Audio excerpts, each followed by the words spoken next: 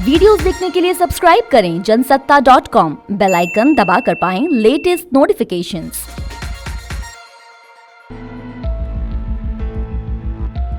Reserve bank of India यानी RBI ने digital payment को बढ़ावा देने के लिए एक पायलट स्कीम को मंजूरी देने जा रही है। जी हाँ, यदि इंटरनेट की सुविधा के कारण ऑनलाइन ट्रांजैक्शन या फिर किसी भी तरह का पेमेंट नहीं कर पाते हैं तो अब आपको तैयार हो जाना चाहिए।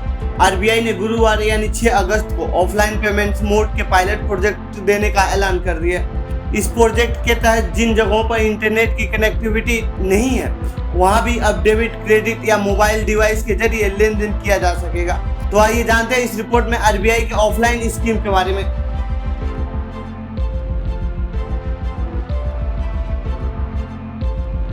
आरबीआई ने statement of development and regulatory policies में कहा है कि रिजर्व बैंक ने कंपनियों को ऑफलाइन पेमेंट सॉल्यूशंस विकसित करने का निर्देश दिया है ताकि जिन जगहों पर इंटरनेट की सुविधा नहीं है वहां पर भी लोग आसानी से ऑफलाइन मोड में डिजिटल पेमेंट कर सकें।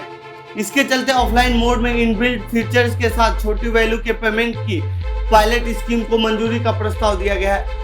इसमें यूजर्स के हितों और देनदारी की सुरक्षा आदि का ध्यान रखा जाएगा। बैंक ने कहा कि इस संबंध में जल्द ही निर्देश जारी कर दिए जाएंगे।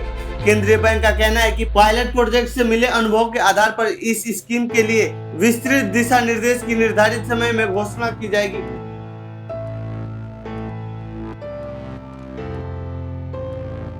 इस दौरान रिजर्व बैंक ने कहा कि कार्ड्स, वॉलेट या मोबाइल डिवाइसेस के जरिए ऑफलाइन पेमेंट्स का विकल्प उपलब्ध रहेगा। उम्मीद है कि इससे आने वाले दिनों में डिजिटल पेमेंट की स्वीकार्यता बढ़ेगी और जिन जगहों पर इंटरनेट कनेक्टिविटी की कमी है या इंटरनेट धीमी गति से काम करता है जिससे ऑनलाइन पेमेंट या फिर ट्रांजैक्शन करने में समस्या होती है और खासकर दूर दराज क्षेत्रों में, इस पायलट स्कीम के बाद यह समस्या दूर हो सकती है और साथ ही डिजिटल पेमेंट करने वालों की संख्या में बढ़ोतरी भी होगी।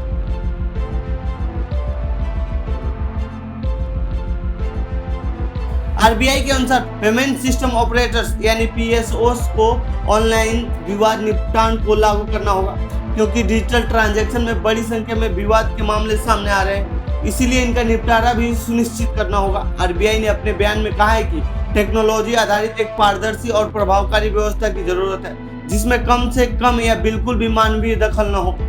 साथ ही शिकायतों का समय पर प्रभावकारी तरीके से निपटारा हो सके ताकि ऑनलाइन या ऑफलाइन पेमेंट्स करने वालों को किसी भी तरह की समस्या का सामना न करना पड़े। तो ये थी रिजर्व बैंक ऑफ इंडिया द्वारा ऑफलाइन मोड ट्रांजैक्शन या पेमेंट स्कीम पर हमारी रिपोर्ट। आपको कैसी लगी ये रिपोर्ट कमेंट बॉक्स में बताएं। साथ ही आप आरबीआई के इस स्कीम के बारे में आप क्या कहना चाहते हैं कमेंट बॉक्स में लिखें। बाकी दे दुनिया की खबरों के लिए बने रहिए जनसत्ता के साथ। धन्यवाद।